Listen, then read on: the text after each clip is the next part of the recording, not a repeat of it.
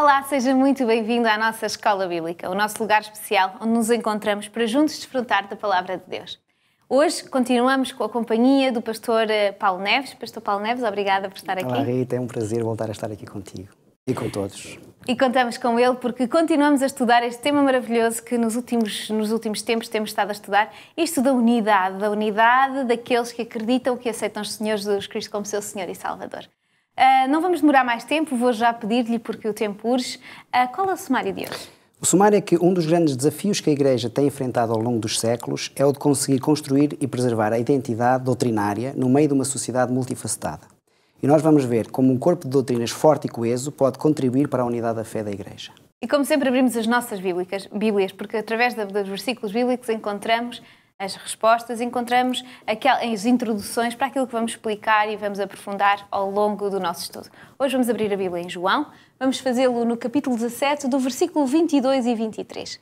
E eu dei-lhes a glória que a mim me deste, para que sejam um como nós somos um, eu nele e tu em mim, para que eles sejam perfeitos em unidade, para que o mundo conheça que tu me enviaste a mim e que os tens amado a eles como me tens amado a mim. Jesus, neste texto, mostra-nos que existe uma unidade, não é? Que o objetivo de Deus é uma unidade. Jesus orou por esta unidade. Mas esta unidade é uma unidade que não é só em amor. Ela é desenvolvida também numa unidade de pensamento, uma unidade de forma de se relacionar. Ou seja, baseada na unidade em Jesus. É isso, não é? Exatamente. É importante também, talvez, frisar no início que entre os seres humanos há diversidade. Ou seja, nós não somos todos iguais. No entanto, a unidade que deve existir entre os crentes não destrói a personalidade do outro. Pelo contrário, serve de alavanca para o crescimento do outro. E quando Jesus orou por esta unidade, como ele diz aqui, perfeitos em unidade, não era só uma unidade de relacionamento, em amor, mas também uma unidade de pensamento, ou seja, todos eles com uma mesma visão, com uma mesma perspectiva, neste caso com um corpo de doutrinas semelhante ou igual uns aos outros. Exatamente, é este pensamento que nós devemos ter unido, chamamos-lhe doutrina, não é? Sim. Que é o quê? É aquilo que Deus nos ensina, naquilo que nós devemos todos ser iguais. Que doutrinas é que nós podemos agarrar e dizer que elas são importantes para nos ajudar a compreender e moldar nesta unidade? Sim, existe um conjunto de doutrinas basilares da Palavra de Deus. Nós vamos ver algumas hoje, não temos tempo de ler todas, mas certamente ficará para outros programas. Hoje nós vamos falar sobre a unidade da compreensão quando se trata de crenças essenciais, de bênçãos especiais da unidade doutrinária. E eu penso que uma das grandes doutrinas bíblicas que constitui a base do cristianismo, eu penso que é transversal a todos os pensamentos doutrinários, é a salvação em Cristo. Ou seja, nós somos salvos por Jesus. Existem vários textos que nós podíamos usar. Eu vou usar 2 ou 3. Um deles encontra-se em Atos 4:12, que diz: "E em nenhum outro há salvação, porque também debaixo dos céus nenhum outro nome há dado entre os homens pela qual devamos ser salvos." No fundo, Jesus é o único que salva. Não podemos colocar essa prerrogativa em mais ninguém, em nenhum homem. É Jesus. Jesus é o único mediador, Jesus é o único salvador, é o único em que há salvação. Portanto, a salvação vem a partir de Jesus Cristo. E porquê? Porque um aspecto essencial desta doutrina da salvação em Cristo é que Deus amou o mundo de tal maneira, como diz em João 3,16, que deu o seu Filho único para que todo aquele que nele crê não morra, mas tenha a vida eterna. Portanto, Deus amou-nos e ama-nos, e quando Deus diz amou o mundo, amou as pessoas, não é? Ama-nos a nós, àqueles que ainda não conhecemos a palavra, mas o Senhor, através de Jesus Cristo, nos dá a salvação, e enviou o seu Filho, ou seja, deu-nos gratuitamente o seu Filho, para que nós pudéssemos ser salvos. E isto é uma bênção. Porquê? Porque nós sabemos que o pecado trouxe toda a espécie de males que proliferam neste mundo, não é? Acima de tudo da morte, não é? O maior deles todos. Exatamente. A morte é no fundo, a suma, o mais visível, não é?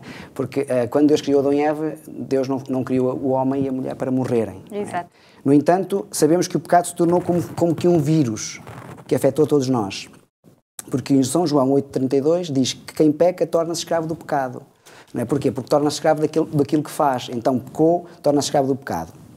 E Paulo, em Romanos 6,23, diz que a consequência do pecado é a morte. Não é? O salário do pecado é a morte, como nós podemos ler. Mas, há aqui um mas, que é um mas positivo, mas o dom de Deus é a vida eterna em Cristo Jesus. Ou seja, Deus proveu uma forma de nós nos libertarmos dessa morte. Porque Deus ama-nos, Deus não quer que nós morramos, e então Ele deu o seu Filho para que, ao morrer por nós, nós pudéssemos receber a vida que Ele tem direito. Não é? Aqui é uma troca. Jesus ofereceu-se por nós para que nós, que não queremos morrer, e Deus não quer que nós morramos eternamente, possamos ser salvos para a vida eterna. E isso através de Cristo só. E aqui vamos já pegar no como é que isto é, não é? Porque vamos encontrar outra doutrina, outra que é, Deus não só nos diz que vai dar a vida eterna, porque Deus diz que nos dá a vida eterna, mas que ela nos vai ser trazida exatamente pela mão de Jesus, que é a crença da segunda vinda de Cristo. Exatamente. Portanto, a morte de Cristo, se a morte de Cristo é a reconciliação com Deus, porque Deus procura atrair através de Cristo todos a si, aliás, Ele diz que quando eu for levantado na terra, todos atraírei a mim. O que é certo é que quando Jesus veio a primeira vez, Ele veio como um servo sofredor para nos dar a salvação. Mas numa segunda vez Ele não veio dessa forma. Exato. Ele veio como o Rei dos Reis e o Senhor dos Senhores. Portanto, Ele vem não para salvar os seus queridos, mas para buscar os que estão salvos. Portanto, a nossa preparação é hoje. E por isso, tanto nos apóstolos, nos cristãos do primeiro século, como nós, a segunda vinda de Jesus é, no fundo, a bem-aventurada esperança do cristão. É uma das pedras basilares das doutrinas bíblicas que todos nós devíamos aprender. E esta doutrina tinha vários textos que nós podíamos dizer, não temos tempo para isso, mas, por exemplo, podemos dizer que era uma vida literal, porque no livro de Atos, capítulo 1, versículo 10 e 11, quando os apóstolos estavam a olhar para o céu, vendo Jesus subir, os anjos disseram, da mesma forma que Ele subiu, Ele descerá. Será claro que, ao descer, Ele não virá como foi para cima, porque Ele virá com esplendor, Ele virá com os anjos, Ele virá como o Rei dos Reis, o Senhor dos Senhores, virá com os anjos trocando as trombetas, e Jesus vem... Toda a gente vai ver ao mesmo tempo, exatamente, não é? É visível. É visível. E essa forma... E nós temos textos que nos mostram que será visível. Por exemplo, em Apocalipse 1:7, diz que eis que vem com as nuvens e todo o olho verá. Portanto, não é uma vinda secreta, não é uma vinda invisível, mas será uma vinda visível, uma vinda que todos nós podemos ver. E vai ser grandiosa, gloriosa. Toda a gente vai ter a oportunidade de ver Jesus vir e estar... Todos vão ver, e aqueles que nós queremos fazer parte daqueles que vão estar com Ele no céu, vai ser um momento maravilhoso. Exatamente. Mas este plano de Deus é um plano que Deus não se lembrou de nos dar só quando Jesus veio. Ele já nos deu desde o princípio. Ele quis que este plano fosse conhecido desde o princípio. Certo. E por isso fez aqui uma maquete. E este é outro dos grandes importantes pontos basilares da nossa crença em Cristo, é que temos um lugar especial, um santuário no céu, mas que esse santuário foi aqui representado para que nós compreendêssemos todo o plano da salvação. Sim. Em São João 14, 1-3, o próprio Jesus, é o testemunho de Jesus, ele diz, eu vou preparar-vos lugar e virei outra vez para que onde eu estiver estejais vós também. Sempre foi o plano de Deus estar no meio do seu povo. Mesmo quando ele fez o santuário, em Êxodo, e nós sabemos isso em Êxodo 25, ele diz, construireis um santuário para que eu habite no meio do povo. Quando em São João capítulo 1 diz que Jesus veio habitar entre nós, no fundo a palavra que lá está é tabernacular, Jesus veio tabernacular no nosso meio, entre nós, ou seja, Jesus fez o tabernáculo connosco. E por isso, a volta de Jesus e esta questão do ministério de Jesus no santuário está relacionado. Porque é verdade que Jesus foi preparar-nos lugar, virá outra vez, e aquilo que nós vemos, por exemplo, do ministério que Jesus está a fazer hoje no santuário celestial é algo extraordinário. Exato. Então, no Antigo Testamento, e vamos tentar resumir de uma forma sucinta esta parte, porque é grande. No Antigo Testamento, Deus pediu a Moisés para construir um tabernáculo, em Êxodo 25:8. Mas era uma cópia do verdadeiro tabernáculo que está no céu, que Deus lhe deu mostrou em visão essa cópia. Aliás, em Hebreus 8:1-2, diz que Jesus é o ministro do santuário e do verdadeiro tabernáculo, o qual o Senhor fundou e não o homem. Portanto, não foi o homem que construiu esse tabernáculo que está no céu, foi o próprio Deus. E o cerimonial que se fazia no santuário no deserto tipificava, no fundo, o plano da salvação, não é? Com a morte dos animais e por aí fora. Portanto, nós sabemos aqui que Jesus é o sumo sacerdote, Jesus também é o cordeiro, porque se entregou a si mesmo, não é? A Bíblia diz em Hebreus 9 que não foi pelo sangue dos bodes e dos cordeiros e dos bezerros que nós temos acesso ao Pai, mas pelo seu próprio sangue entrou no santuário. Exatamente. Portanto, o sangue de Jesus e não dos animais é que media esta nova aliança. E neste contexto, Jesus torna-se o nosso intercessor, o nosso advogado, e como diz Paulo em 1 Timóteo 2:5, porque só há um Deus e um só mediador entre Deus e os homens, Jesus Cristo o homem. Portanto, Jesus é o único mediador entre Deus e os homens. É aquele que faz a mediação. Logo, ele é o sumo sacerdote do santuário. Então, podemos sumarizar isto dizendo que o santuário celestial é o lugar onde hoje Jesus realiza o seu ministério sacerdotal para a nossa salvação e aponta para a reconciliação total do universo, aquela reconciliação final. E por isso é uma doutrina muito importante no sentido em que não só Jesus, quando ele morreu e ascendeu aos céus, entrou no lugar santo para a intercessão, mas depois ele entrou no lugar santíssimo, e este é um texto muito interessante, queremos aqui o dia todo a falar sobre isso, para não só fazer intercessão, mas sobretudo o juízo. E isso é que é importante para nós. Portanto, hoje Jesus está a ministrar por nós no santuário celestial. Por isso o santuário é tão importante, porque aquilo que nós conhecemos na Bíblia, e se nós olharmos com olhos de ver aquilo que aconteceu no Antigo Testamento, só nos está a mostrar aquilo que realmente agora está a acontecer no céu e aquilo que vai acontecer até que Jesus volte, e nós vamos ter essa oportunidade. Mas Deus quer que nós nos lembremos destas coisas, porque agora nós estamos aqui os dois a falar e estamos a relembrar coisas que nós já conhecemos, não é? É verdade. Mas Deus quer que nós nos relembremos com mais brevidade, mais vezes, não é? E por isso Ele criou um memorial. Memorial de que Ele é o nosso Deus, que nós somos aqueles que vivemos porque Ele nos criou e que Ele não nos abandonou, que nos ama, criou por amor e que quer estar connosco. E Ele criou um dia que é para nós nos lembrarmos disto constantemente, para nos ajudar a fazer esta refresco de memória todos os dias, que é o sábado, não é? É o sábado. Eu digo que é o mandamento esquecido. E porquê que é o mandamento esquecido? Porque a maior parte da cristandade hoje não reconhece este mandamento. Exatamente. Deus diz lembra-te e nós esquecemos. Deus diz lembra-te o dia de sábado para santificar. E nós esquecemos. Nós temos essa tendência como seres humanos, não é? Somos lentos nessa questão. Então, Deus quer reconhecer o sábado como importante, tão importante como todos os mandamentos. Aliás, estão todos no mesmo nível. Isto é importante se diga. Então, o sábado, o dia sagrado, começou na criação deste mundo. Para nós, começou na criação deste mundo, quando Deus, ao criar Adão e Eva, e aliás tudo o que existe no mundo, em 6 dias, no 7º descansou, diz em Gênesis 2:2, e havendo Deus acabado o dia 7º da obra que fizera, descansou no 7º dia da obra que tinha feito. Então, mas como é que nós podemos saber que este dia 7º que aqui está é o sábado? Exatamente. Porque nós dizemos aqui, Deus descansou no dia 7º, e é verdade, mas como é que nós sabemos que este é o sábado? Porque na lei de Deus, que foi dada por Deus a Moisés no Monte Sinai, escrita pelo dedo de Deus, é importante frisar isto, foi Deus que escreveu esta lei, não foi o homem, diz no Êxodo 20, dos 10 mandamentos, versículo 8 a 11, o seguinte: lembra-te do dia de sábado para santificares.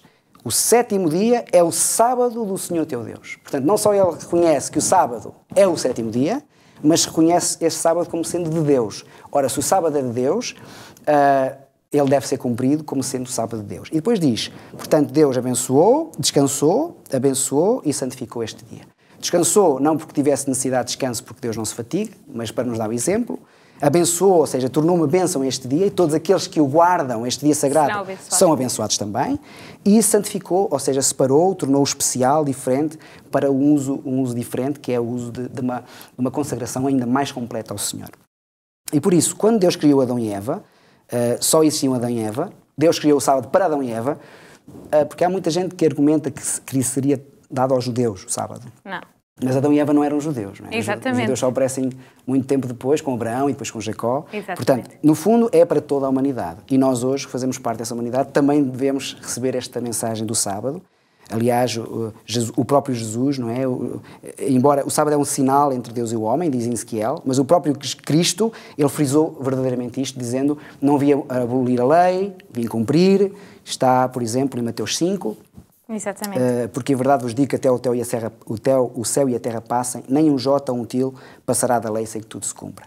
Exatamente, e nós não podemos confundir, eu já ouvi confundir isto com a lei cerimonial, que não tem nada a ver. Não tem nada a ver. Porque nós vimos, e se tivesse, e nós já, por acaso nós falámos disto já noutra lição, em que vemos que aquilo que era para ser retirado, Deus mostrou aos discípulos para retirar. Exatamente. E vemos que estamos a falar de Adão e Eva, mas estamos a ver que a Igreja primitiva guardava o sábado e juntava-se e reunia-se ao sábado. Ou seja, há 5.000 anos era, mas há 2.000, a última vez, também continuava a ser.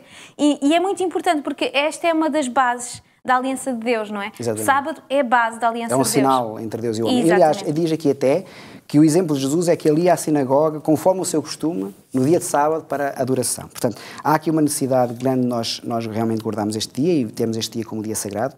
Tanto mais que Tiago diz: qualquer que guardar toda a lei e tropeçar num só ponto, torna-se culpado de todos, logo estão todos ao mesmo nível. É importante também esta questão. Sem dúvida nenhuma. E, acima de tudo, porque é um dia que nos ajuda a unir-nos ao nosso Deus. E temos vindo falar da importância da união que nós precisamos ter com Deus. Porque é necessária esta união com Deus, porque é o Deus que nos nutre e nos dá a vida, não é? O afastamento de Deus leva-nos à morte. E a morte é uma coisa que aparentemente é assumida pelas pessoas à nossa volta, que é final, mas Deus diz-nos que a morte tem uma solução e que a ressurreição de Jesus e a ressurreição de alguns que já já como Elias e como outros, dá-nos a entender, Elias não, mas outros que morreram, que Moisés, por exemplo. Moisés, e agora Elias não passou pela morte, mas a ressurreição é uma coisa que vai acontecer, aconteceu e vai acontecer em grande escala. Sim, esta é uma das doutrinas maravilhosas da palavra de Deus, sobretudo para as pessoas que já perderam algum ente querido. Porque, no fundo, aqueles que perderam entes queridos poderão retornar a vê-los e poder-se juntar a eles para uma festa especial. A imortalidade que foi prometida ao homem sob a condição da obediência, ou seja, de não tomar do fruto ou não comer do fruto, foi perdida quando eles transgrediram esta imortalidade. Deus não podia transmitir à sua posteridade aquilo que ele próprio não possuía. Exato. Logo, a sua humanidade, a sua posteridade, no fundo, recebeu uma herança que é a herança da morte. Todos morrem, não é? A Bíblia diz que morte passou a todos os homens porque todos pecaram. Não é? Quem peca é a morte. Nós já vimos isso numa lição anterior. Mas quando Deus criou Adão e Eva, isto não era assim. Porque quando Deus criou Adão e Eva, Deus deu-lhes a vida. E era isso que Deus queria dar, era a vida, não a morte. Por isso é que a morte é tão estranha para nós e nos magoa tanto. Porque ela não faz parte da nossa natureza. Não faz parte. Deus não nos criou para morrermos. Deus criou para nós vivermos e vivermos eternamente, se nós verdadeiramente vivêssemos com Deus. E aqui diz, na criação Deus formou o homem do pó da terra, ou seja, criou como se fosse um boneco, não é? Como se fosse algo... Aqueles que já foram, por exemplo, à Jerez, não, à Serra da Estrela, sabem que quando fazem um boneco de neve ele parece muito bonito, a nós até é perfeito, mas ele não tem vida. Então Exatamente. Deus criou esse boneco, Adão, mas depois soprou nas suas narinas a vida, ou o fôlego de vida, para o homem se tornar uma alma vivente, ou, como dizem algumas traduções, e muito bem, um ser vivo. E por isso o homem não tem uma alma, o homem é a alma. É, na vida, o corpo, que é o pó da terra, mais o fogo da vida, que nós muitas vezes chamamos de espírito, é que faz uma alma. E a morte é o contrário. Em Eclesiastes 12:7 diz que o pó volta à terra, como era, e a vida volta a Deus que o deu. Portanto, aqui há um inverso. Por isso a morte é contrária àquilo que nós acreditamos que é que Deus nos deu a vida. E nos deu a vida para nós sermos felizes. Mas Deus deu-nos a vida e dá-nos a oportunidade da ressurreição. E esse Sim. é o ponto principal, não é? O mais importante. O mais importante. Em Eclesiastes 9, nós vemos que os vivos sabem que vão morrer, mas os mortos não sabem coisa nenhuma. Portanto, o seu amor, o seu ódio, a sua inveja pereceram. Quer dizer que não há... Eles estão a dormir. Aliás, Jesus diz em João 11 que a morte é um sono. Mas... O apóstolo Paulo vai dizer em 1 Tessalonicenses 4 que o mesmo Senhor descerá dos céus com alarido, com voz de arcanjo, com a trombeta de Deus, e aqueles que morreram em Cristo ressuscitarão primeiro, e aqueles que estiverem vivos nessa altura serão arrebatados com ele nas nuvens para encontrar o Senhor. Ou seja, quando Cristo vier, e eu fico empolgado com isto, porque isto mexe comigo, quando Cristo vier na última trombeta, Jesus dirá aos seus discípulos para saírem ilesos e transformados das suas sepulturas.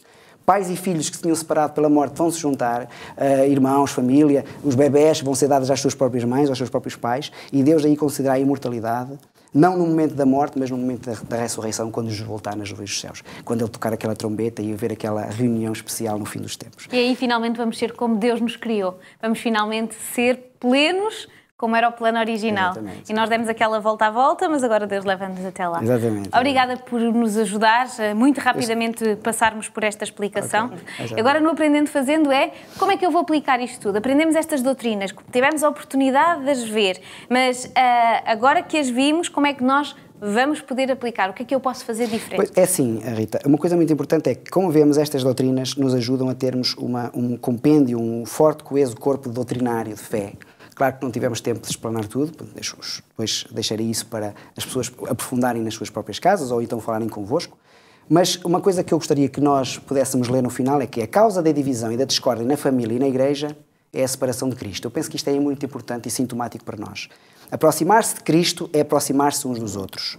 O segredo da verdadeira união na igreja e na família não é a diplomacia, o trato habilidoso, o sobre-humano esforço para vencer dificuldades. Embora isto seja importante, mas não é Exatamente. Isso o centro. Mas sim a união com Cristo. E o pensamento da escritora Ellen White, ela diz assim: figurai um grande círculo, de cuja periferia saiam muitas linhas que se dirigem todas para o centro. Quanto mais próximas do centro, mais próximas estão elas umas das outras. E assim é na vida cristã.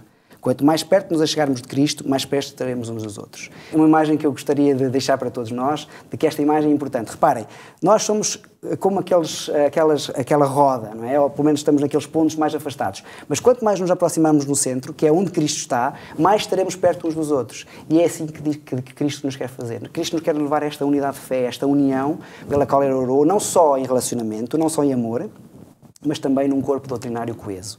Por isso, quanto mais nos aproximarmos de Cristo, mais nos aproximamos uns dos outros. E o desafio que eu lanço é que aproximemos-nos de Cristo para que nos possamos estar próximos uns dos outros. Obrigada. Obrigado, Bel. Agradeço muito a participação. Acredito que você também vai desfrutar e está desfrutando desta mensagem, desta forma de explicar e de aprender sobre Jesus. Queremos continuar a fazê-lo, queremos continuar juntos a desfrutar da Palavra de Deus. Agradeço ao Pastor Paulo por estar connosco. Foi um prazer, foi um prazer. E vamos já encontrar-nos na nossa próxima Escola Bíblica. Até lá.